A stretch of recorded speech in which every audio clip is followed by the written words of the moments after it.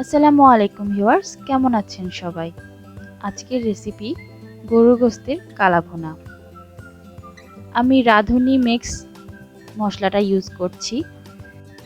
কিভাবে রাঁধুনি মিক্স কালাভুনা মশলা দিয়ে আমি গরুর গোশতের কালাভুনা তৈরি করব সেটাই দেখাবো। প্রথমে আমি পেঁয়াজ কুচি দিয়ে দিয়েছি।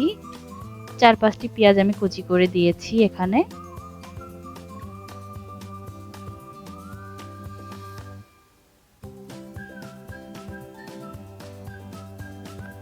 তারপরে দিয়ে দিচ্ছি মরিচ। আমি মাঝখানে ফালি করে নিয়েছি মরিচগুলো। 4-5টি মরিচ দিলে যথেষ্ট। এবার দিয়ে দিব আদা রসুন বাটা। 2 চা চামচ আমি আদা রসুন বাটা দিয়েছি। এবার দিয়ে দিব স্বাদ মতো লবণ।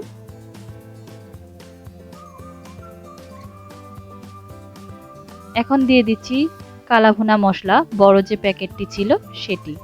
এটি 2 কেজি গোস্তের জন্য পারফেক্ট। যেহেতু আমি 750 গ্রাম থেকে 800 গ্রামের মতন গোস্ত নিয়েছি, সেহেতু আমি অর্ধেকেরও একটু কম দিব। আপনারা যতটা রান্না করবেন সেই হিসেবে মশলাটি আপনারা দিয়ে নেবেন।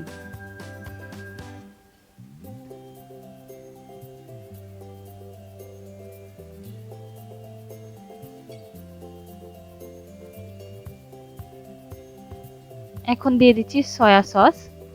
2 টেবিল চামচ পরিমাণ আমি সয়া সস দিব।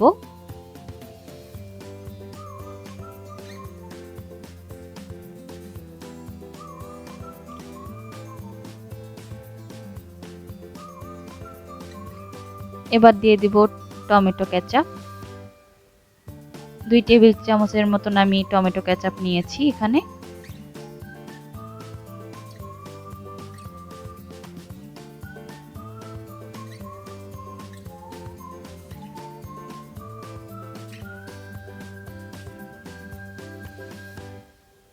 এবার দিয়ে দিচ্ছি সরিষার তেল 1 কাপের মতো।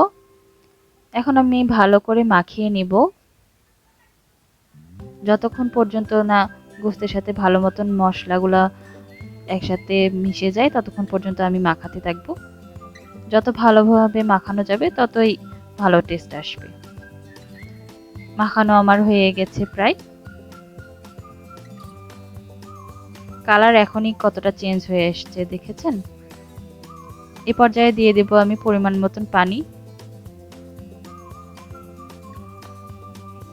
এখনই বেশি পানি দিব না আমি, আর একটু মাখিয়ে নিব।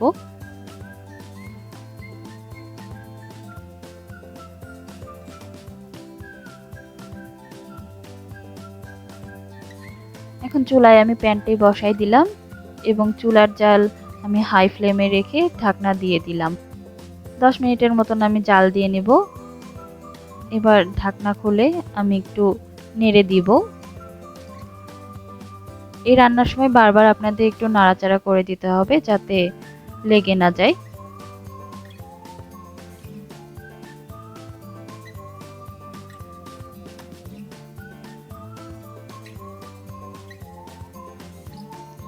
আবার আমি ঢাকনাটা দিয়ে জাল করে নিব। অনেকটা ঝোল টেনে এসছে আপনারা দেখতে পাচ্ছেন। এখন আবার একটু নাড়াচাড়া করে দিব। এই রান্নাতে মূল কাজই হচ্ছে নাড়াচাড়া করা। এবারে পুরো রান্নাটা কিন্তু খুবই সহজ।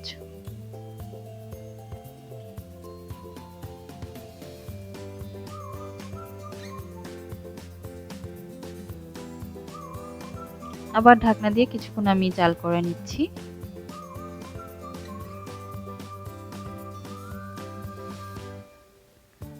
ঝোলটা প্রায় শুকিয়ে এসছে।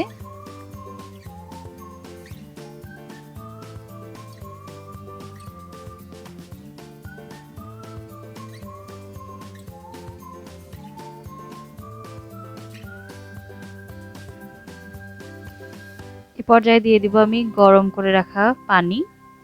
এখানে আমি নরমাল বা রুম টেম্পারেচারে থাকা পানি ব্যবহার করব না, যাতে বারবার করে আমাকে পানি দেওয়া না লাগে। সেজন্য আমি একেবারে গরম পানি দিয়ে নিলাম, যাতে তাড়াতাড়ি এবং সহজে আমার রান্নাটা হয়ে যায় এবং গোস্তগুলো সিদ্ধ হয়ে যায়। কালাভুনা কিন্তু একটু সময় নিয়ে রান্না করতে হয়। তাছাড়া এর আসল স্বাদ এবং কালার আসে না।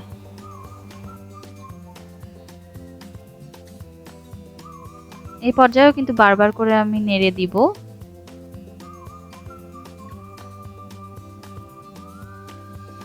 যতক্ষণ পর্যন্ত না পানি শুকায় আসে ততক্ষণ পর্যন্ত নাড়াচাড়া করব মাঝে মধ্যেই।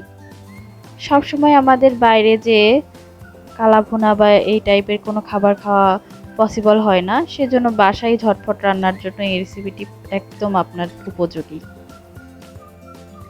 এখন আমি দিয়ে দিব যে ছোট প্যাকেটে মশলাটি ছিল, সেই মশলাটি দিয়ে দিব। অর্ধেক পরিমাণেরও একটু কম দিয়েছি, যেহেতু আমি 800 গ্রামের মতন গোস্ত নিয়েছি।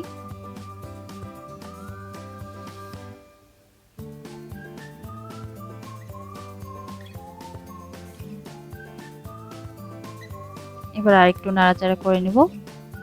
আপনারা কিন্তু অবশ্যই কমেন্ট বক্সে জানাবেন আমার এই রেসিপিগুলো আপনাদের কেমন লাগে।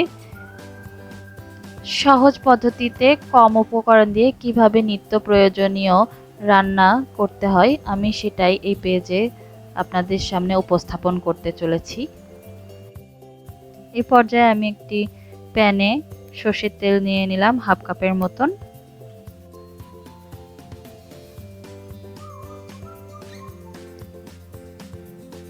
এখন দিয়ে দিব 3-4টি শুকনা মরিচ। হালকা তেলে নিয়ে এর মধ্যে দিয়ে দিব আমি পেঁয়াজ কুচি এবং রসুন কুচি। কালাভুনাতে এইভাবে ফোড়ন দিলে রান্নাটা মজাদার হয়, সেজন্য আমি ফোড়নের জন্য বেরেস্তার মতন করে নিব, ভাজা ভাজা করে নিব পেঁয়াজ, রসুন এবং শুকনা মরিচগুলোকে।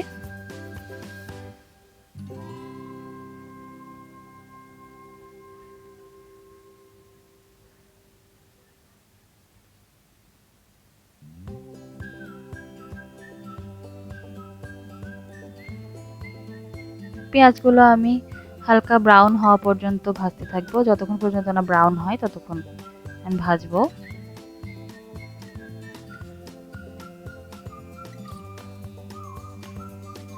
এই পর্যায়ে আমার পেঁয়াজগুলো ভাজা হয়ে গেছে। এখন এর মধ্যে আমি দিয়ে দিব কিছু পরিমাণ গরুর গোশত এবং একটু ঝোল।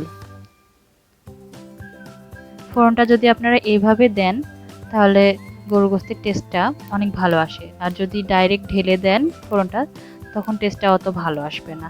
আমি এইভাবে রাঁধতেই পছন্দ করি, আপনারাও এইভাবে ট্রাই করে দেখবেন।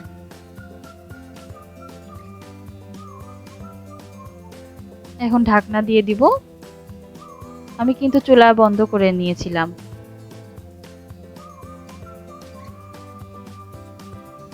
একটু নাড়াচাড়া করে আমি এই মাংস সহ ফোড়নটাকে আবার আমি আমার প্যানে ঢেলে নিব।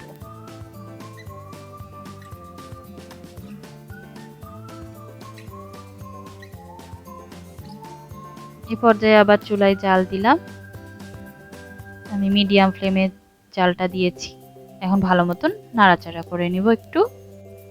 গোস্তটা যাতে আরো একটু সিদ্ধ হয় সেজন্য আমি আরো কিছুক্ষণ সিদ্ধ হতে দিব। গোস্তের ঝোলগুলা প্রায় টেনে এসেছে, কালারটাও দেখছেন কত সুন্দর হয়ে এসেছে, একদম কালাভুনার কালার চলে আসছে আস্তে আস্তে।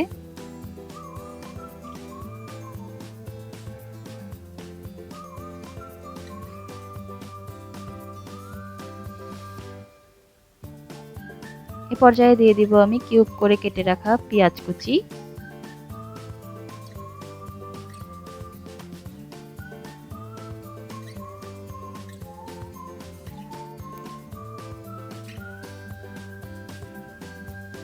এবং দিব 1 টেবিল চামচ পরিমাণ টমেটো সস।